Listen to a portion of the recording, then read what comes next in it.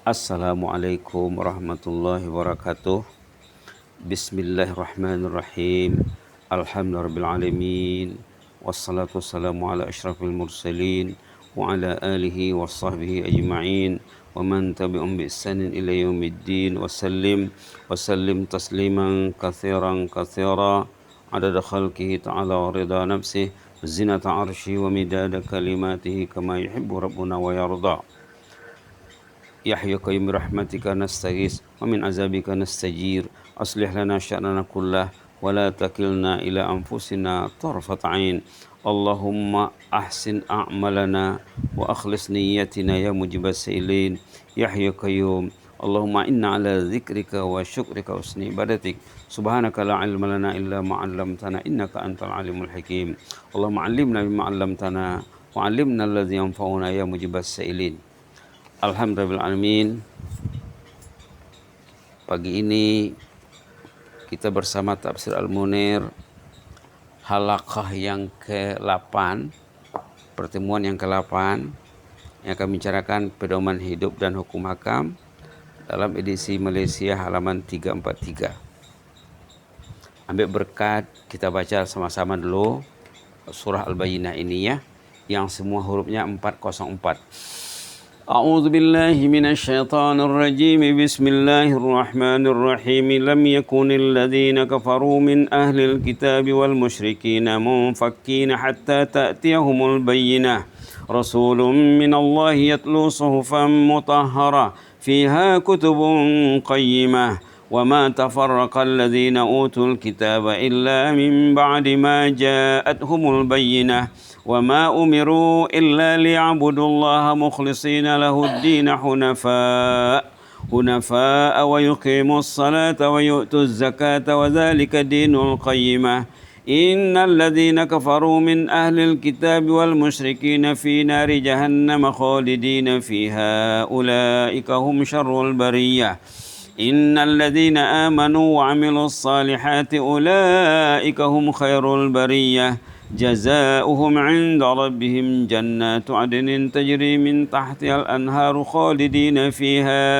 أبدا رضي الله عنهم ورضوا عنه ذلك لمن خشي ربه اللهم ارزقنا خشيتك اللهم ارزقنا حق خشيتك يا مجيب السائلين. Alhamdulillahirrahmanirrahim. Pedoman hidup dan hukum hakam dari ayat 1, 2, 3, 4 dan 5. Bismillah, melalui ayat-ayat di atas dapat diistimbatkan, dibuat kesimpulan perkara berikut katanya.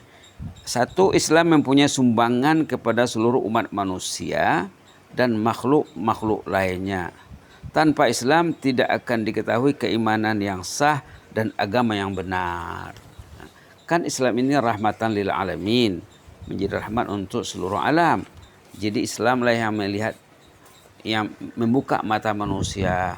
Berapa ramai orang yang terbuka matanya, sama ada dari kalangan orang Islam sendiri yang datuk neneknya Islam, ataupun orang yang di luar kelompok umat Islam, tapi mereka terbuka matanya. Perlu kita membuka mata ya, melihat mereka-mereka yang terbuka matanya, yang dulu asalnya bukan Islam, mungkin daripada golongan Nasrani, Yahudi dan lain-lain, tapi akhirnya terbuka mata mereka. Sejarah mereka sangat unik. Patut kita belajar dari kisah-kisah orang yang kembali kepada Islam ataupun menganut Islam yang dulunya tidak Islam. Patut kita belajar agar kita lebih mencintai agama Islam. Orang itu bersusah payah mencari jalan yang benar, bersusah payah mencari kejernihan di tengah-tengah kekeruhan. Kita ini berada dalam suasana tersebut.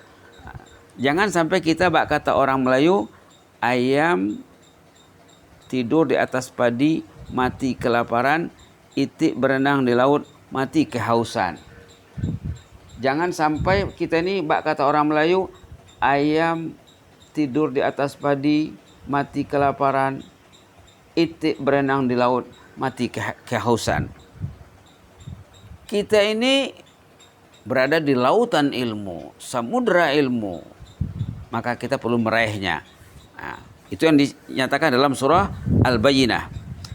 Itu poin nomor 1 tadi. Nomor 2, antara kelebihan dan keistimewaan Islam ialah ahli kitab, Yahudi dan Nasrani dan orang musyrikin serta para penyembah patung berhala tidak menemukan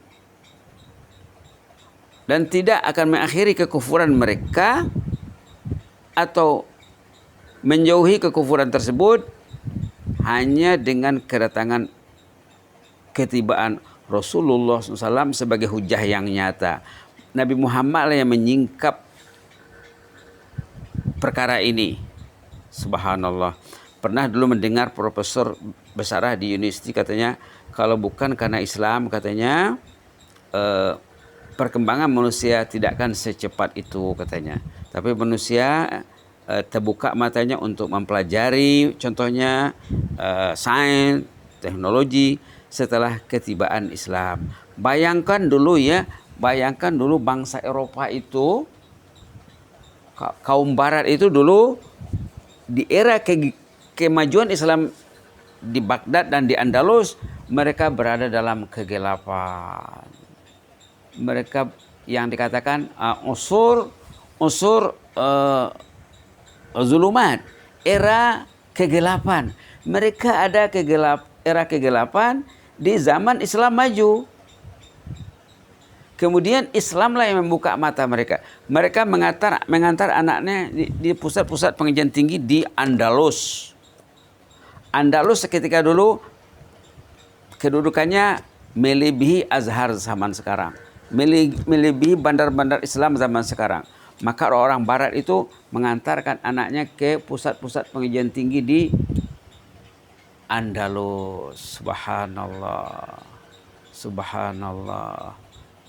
Subhanallah. Dari sanalah mereka terbuka mata. Ingat lagi suatu buku dulu pernah belajar di university, tajuknya Hadaratul Arab, budaya bangsa Arab. Pengarangnya seorang orientalis dari Prancis, Gustave Le Bon atau Gustave Le Bon. Katanya dalam bukunya itu, dulu katanya orang Eropa tidak berani masuk ke laut, tidak berani mengharungi samudera luas. Setiap kali mereka ke laut, sering tidak pulang. Subhanallah. Siapa yang membuka mata mereka? Ahli-ahli laut, pakar-pakar laut dari kalangan umat Islam. Subhanallah. Umat Islam, Arab dan Melayu dari awal lagi sudah biasa masuk ke laut, sudah biasa berlayar di laut. Begitulah ceritanya ya. Boleh kita rujuk nanti sejarah awal terbukanya mata orang Eropa setelah mereka berinteraksi dengan umat Islam. Kemudian bila mereka sudah kuat, mereka memerangi umat Islam dalam siri peperangan yang dikatakan perang salib. Dari sana mereka mengambil khazanah keilmuan umat Islam, dibawanya ke Eropa, dikajinya. Sementara orang Islam menghadapi era yang berliku-liku, sehingga sampai sekarang kita berada di bawah, mereka berada di atas dalam segi sains dan teknologinya. Kita boleh merebut perkara ini semula kalau kita mempunyai semangat yang ingin bangkit dari ketiduran. Sekarang umat Islam sedang tidur. Di segi agama pun bukan juga dikatakan maju. Pusat-pusat keilmuan, pusat-pusat pengajian tinggi diperhatikan, masih ramai lagi anak-anak kita yang berpangku tangan masa belajar di perguruan tinggi, bukan bertungkus lumus untuk mencari ilmu. Subhanallah. Seterusnya, baginda Rasulullah SAW membawa bersama Al-Quran Al-Azim yang merupakan hujah Allah ke atas para hambanya dan juga mukjizat Rasul untuk selama-lamanya. Baginda membawa Al-Quran. Al-Quran sebagai lembaran-lembaran yang suci inilah dibacakan kepada manusia. Al-Quran terhindar pada sebarang pemalsuan, keraguan, kemunafikan, dan kesesatan. Tidak ada di sana yang tak betul. Semuanya betul. Tidak ada yang ditokok tambah seperti kitab-kitab yang dipercaya oleh agama lain yang kononnya dikatakan kitab suci yang tidak suci lagi. Yang kitab suci betul-betul suci Al-Quran. Menurut Ibnu Abbas radhiyallahu anhu bahwa di dalam lembaran-lembaran tersebut terdapat intipati makna yang benar, lurus, tegas dan berasaskan hujah-hujah yang kokoh. Itu kita perhatikan saudara-saudara kita yang dari agama Nasrani, bila mereka membaca Quran dengan betul, subhanallah, air mata mereka derai berlinang. Mereka bersyahadah. Mereka perlu kembali kepada pangkuan agama suci. Kalau dibaca dengan betul, subhanallah.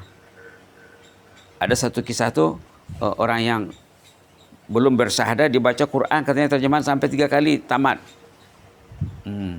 Semakin mantap dia baca, semakin kuatlah syahadahnya.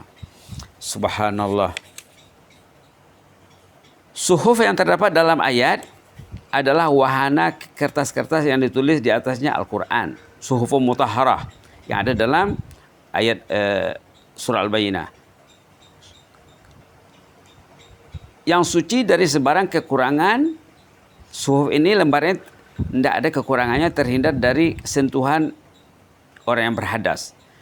Makna membaca suhuf ialah dibacakan Al-Quran untuk dituliskan di atas lembaran yang tersedia.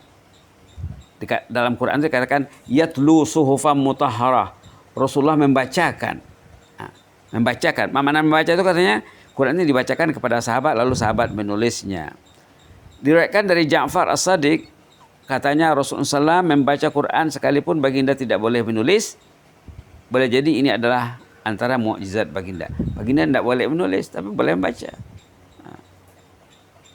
Kalau ditakdirkan baginda boleh membaca tapi tak boleh menulis. Kalau ditakdirkan baginda boleh menulis, riuh nanti, oh ini tulisan Muhammad, ini karya Muhammad katanya. Jadi suatu mukjizat bagi baginda ya. Baik. Poin kedua, ayat yang pertama yang mengatakan lam yakunil ladzina kafaru, lam yakun itu menegaskan bahwa sebahagian ahli kitab adalah kafir dan sebagian yang lain beriman dan tidak kafir. Artinya bukan ahli kitab itu semuanya kafir. Ada yang beriman, ada yang tidak beriman. Sementara orang musyrik tidak pula dibuat pembagian seperti itu. Mereka semuanya kafir. Karena perkataan min dalam ayat min ahlil kitab. Min itu katanya, partikel min itu, kata penghubung min bermaksud keterangan, lil bayan, lil tabyin. Min lil bayan atau lil tabyin, bukan lil tabyin. Ini istilah linguistik, istilah bahasa. Min dalam bahasa Arab banyak kategorinya. Ada min lil tabyin, tapi min di sini katanya bukan lil tabyin. Lil tabyin itu menunjukkan sebahagian. Tapi di sini bukan itu kata Prof. Wahbah Zuhaili rahimahullah. Jadi kalau tak mengaji Arab, dengar sajalah ya. Kalau orang mengaji Arab mereka paham. Itu maka dikatakan oleh Imam Syafi'i perlu belajar bahasa Arab sikit-sikit agar kita bila berinteraksi dengan Quran, bila ada istilah-istilah bahasa kita sudah boleh tahu ya. Bismillahirrahmanirrahim. Terdapat hukum akam syara yang tercantum dalam ayat pertama, katanya apa? Daripada ayat lam yakunil ladzina kafaru min ahli kitab wal musyrikin sampai akhir, Allah mentafsirkan firman-Nya alladzina kafaru dengan ahli kitab dan orang musyrikin. Ini bermakna semua mereka itu adalah sama di dalam kekufurannya. Sama semua itu. Oleh sebab itu para ulama berkata kekufuran itu adalah satu adanya. Orang musyrik mewarisi orang Yahudi dan begitulah seterusnya. Jadi mereka dikira millah wahidah.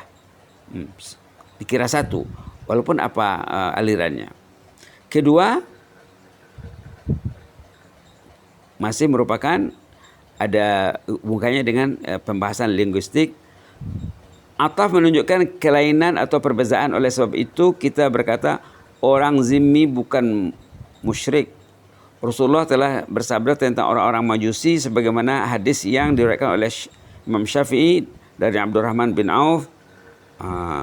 Lakukanlah kepada mereka sebagaimana kebiasaan yang kamu lakukan terhadap ahli kitab, melainkan menikahi perempuan-perempuan mereka dan memakan sembelihan mereka. Ini tentang ahlu kitab nih, tentang ahlu kitab. Baginda telah membezakan antara ahli kitab dengan orang musyrik. Sabdanya lagi, sehingga akhirnya mereka mempunyai kedudukan tersendiri.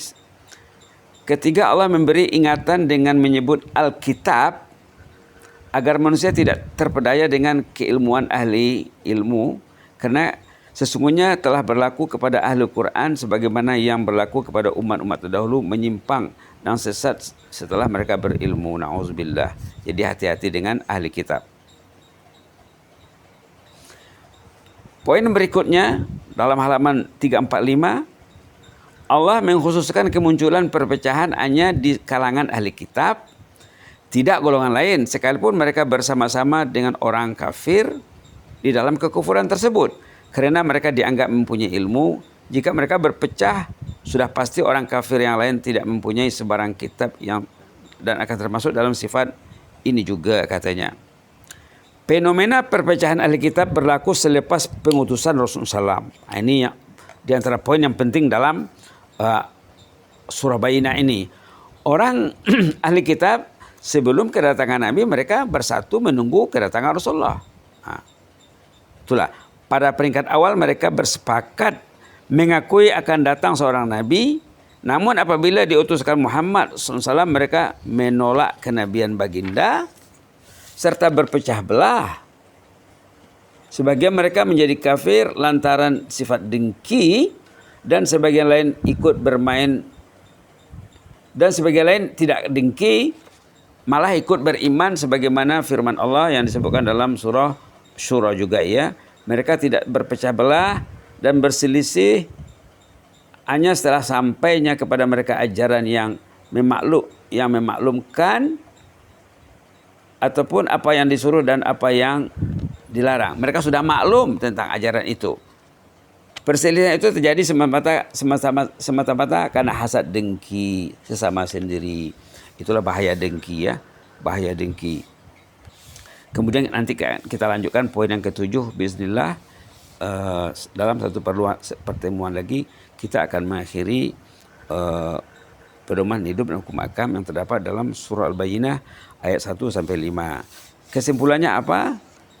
Agama Islam lah yang membuka mata ahlul kitab dan orang musyrik untuk mengenal Allah.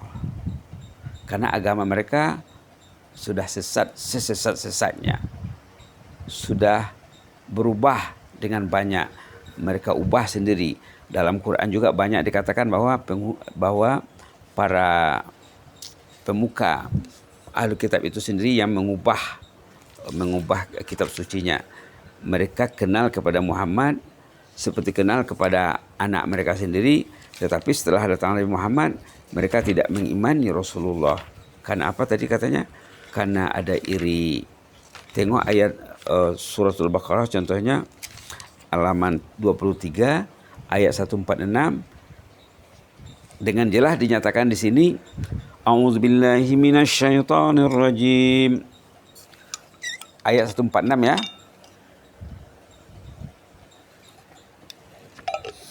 Alladzina atainahumul kitaba ya'rifunahu. Alladzina atainahumul kitaba ya'rifunahu kama ya'rifuna abna'ahum. Wa inna fariqam minhum la yaktumuna al-haqqa wa hum ya'lamun. Orang yang diberi kitab itu, ahlul kitab, mereka mengenali Rasulullah sebagaimana mereka mengenali anak-anak mereka sendiri. Bukan tak kenal, bukan tak tahu. Wa inna fariqam minhum, segolongan di antara mereka, la yaktumunal haq, menyembunyikan fakta yang benar, wa hum ya'lamun, justru mereka tahu yang benar itu benar, tetapi mereka tidak mengemukakannya kepada bangsanya, kepada kaumnya, karena tadi disebut dalam ayat yang sebelum ini, mereka dengki, mereka iri terhadap Muhammad sallallahu alaihi wasallam. Mudah-mudahan Allah menjadikan keimanan kita kepada baginda semakin kuat ya. Amin rabbal alamin. Aqulu qouli hadza wa astaghfirullah li wa lakum. Jazakumullahu khairan. Inni uhibbukum fillah wa astaudiukumullah allazi la tadhi'u indahu wada'i'uh. Wassalamualaikum warahmatullahi wabarakatuh.